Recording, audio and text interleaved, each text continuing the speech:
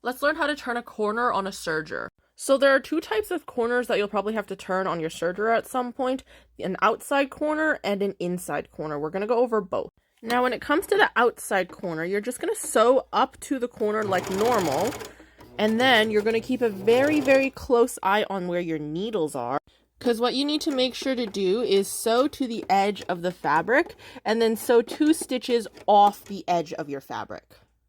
Now, when you serge on a serger, your stitches get caught on this little sticky outy part right here. I'm going to lift my presser foot and then pull my fabric backwards to get the stitches off of that little sticky outy part before pivoting 90 degrees, putting it back down so that the edge of my fabric lines up with where my needles are going to be right down there, and then I'm going to keep sewing. And that is how I get my outside corners.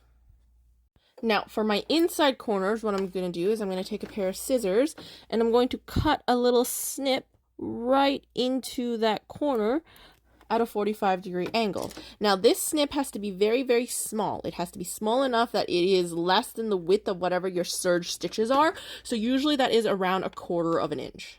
I also have to keep in mind the distance between where the blade is and where the needles are, because I don't want my blade to start cutting this fabric before my needles reach this fabric.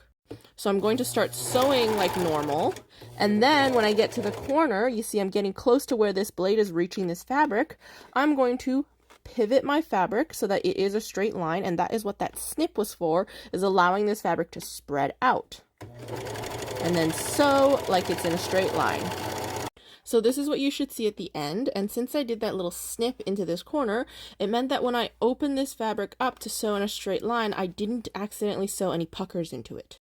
And that little clip that I did also is not big enough to show on the outside because it is hidden within the stitches.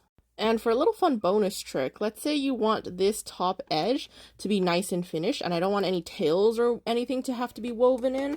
What I'm going to do is I'm going to sew towards that edge that I want to be nice and finished. And I'm going to do the same thing as I did on my outside corner, where I sew 2 stitches past, lift up the presser foot, pull back, and flip this guy 180 degrees, or all the way around. Put my presser foot down again, close to the top, and I'm going to sew backwards. And I can hold this tail out so that this gets cut by the blade. And by doing it in this way, I can get a nice finished edge at the top without the need for weaving in any ends or any knots or anything. I hope this helped. Happy serging! And if you enjoy my video, consider buying me a Ko-fi or checking out the shop.